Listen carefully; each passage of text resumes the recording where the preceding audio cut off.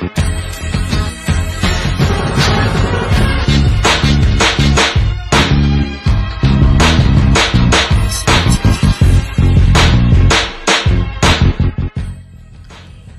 to another episode of Smart Remarks. I'm your host, Mark Impress Preston. A lot of news going on after this exciting week 6 in the NFL season. So without further ado, let's get this show kicked off.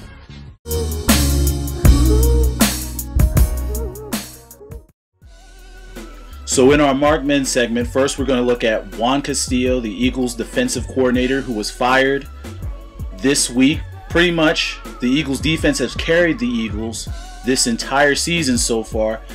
Give and take a couple of late game drives from the Steelers and the Detroit Lions that ultimately decided the outcome of these games. I know to a lot of people, pretty much everyone, it didn't make sense to take a lifetime offensive line coach and make him your defensive coordinator, but Andy Reid's been making scapegoats out of defensive coordinators ever since Jim Johnson died. So we'll see if Todd Bowles can be the guy to help save Andy, the Eagles, and his job.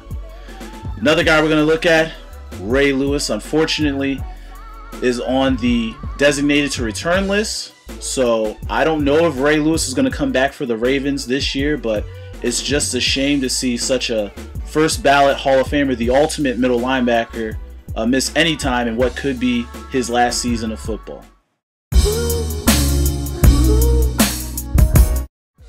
Okay, now for the funky bunch in the NFC. At number 5, gotta give props where props is due. Pete Carroll, Russell Wilson, and that Seattle Seahawks defense definitely gets it done at the number 5 spot. What an impressive come from behind victory at home over the Patriots. At number 4, after getting trashed by the New York Giants, I gotta put my NFC favorite, San Francisco 49ers, at this spot. Unfortunately, been a little inconsistent in their losses, but when they've won big. They actually face each other this week, and we'll talk about that game a little later in the show. At number 3, I have the New York Giants.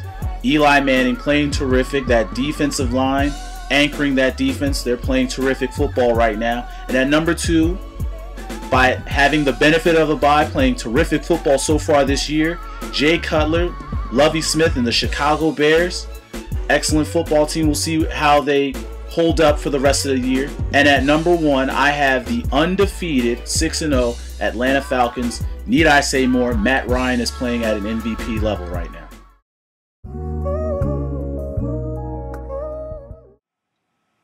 Okay, jumping into our Smart Remark AFC Funky Bunch. Only 2 teams in the AFC have winning records. So, that being said, at number 5, I'm going to put the Buffalo Bills here, coming off an impressive win versus the Arizona Cardinals. Hopefully they got that situation with their defense, paying Mario Williams and all those guys a lot of money to play good on defense. I think they just picked up Sean Merriman as well, so we'll see how Buffalo continues to play in the coming weeks. And at number 4, I have the AFC West leading Denver Broncos, with Peyton Manning coming off a spectacular performance versus the Chargers on Monday Night Football. They're starting to get things together and click on offense. At number 3, I have the New England Patriots. Bill Belichick, Tom Brady, I still believe in these guys. They have a tough game versus the Jets coming up this week, so we'll see how New England continues to hold it down on offense while the young defense plays catch-up.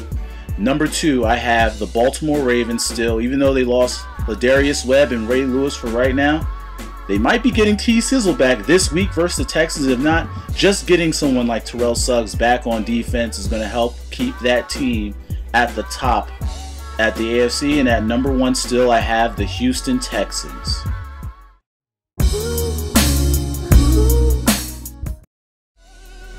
Okay, and now for some smart picks. Apparently, as a prognosticator for the NFL, we're in a little bit of recession. I went 1-2 on the show, 5-9 for the total week, but I have a plan. That plan is making better picks, and we have a lot of great games to choose from, starting with Thursday night. Battle for first in the NFC West. 2 tough defenses that want to run the football and be physical.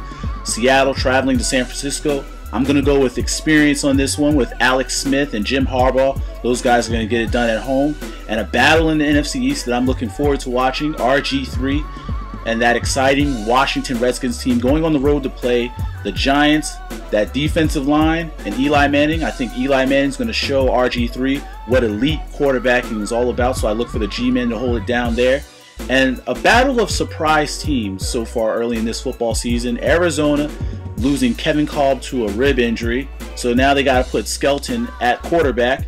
They're going to take on AP all day and the Minnesota Vikings. I look for the Vikings to be physical, run the football, Christian Ponder to take care of it, and for the Vikings to play good defense and win that game. And another game looking forward to watching, you have Baltimore and Houston. Two teams in the AFC, the only two teams in the AFC with winning records. I think Baltimore has too many injuries at this point to be able to beat Houston on the road. So I look for Matt Schaub and the Texans to hold it down and improve to 6-1.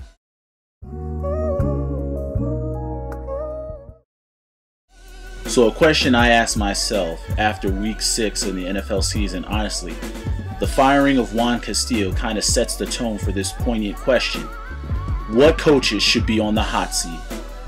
Andy Reid comes to mind first and foremost in what I think was a panic move. He has a roster which a lot of people think has a lot of talent. Vince Young last year said this was a dream team. Michael Vick thinks this is a dynasty, and the Eagles are far from that right now. And the owner already said 8-8 isn't good enough. So there is a lot of pressure in Philadelphia right now for Andy Reid to do well. And also you got to look at North Turner, in San Diego. Took over a team that was 14-2 before he got hired and lost the playoff game. Now North can't even get this San Diego team to the playoffs as of late. So he's got to be on the hot seat. Jason Garrett, head coach of the Cowboys, bad with clock management. Again, a team that has a lot of talent on paper that hasn't translated to the field, so you know Jerry Jones is going to lose his patience with him. And finally, Rex Ryan, claiming he's going to win the Super Bowl every year. I mean, the Jets talk the most smack out of any team in the NFL. Made the trade for Tim Tebow, aren't even using him in the right way. You got to think in that New York media, with the Giants winning a couple Super Bowls already, that Rex is in deep trouble in New York if the Jets don't find some way to overcome adversity and get it done. Okay, I just want to thank everyone for tuning in and watching the show. A lot of great action this upcoming week in the NFL season to look at, starting with San Francisco versus Seattle. We're going to take a knee here. See you next week.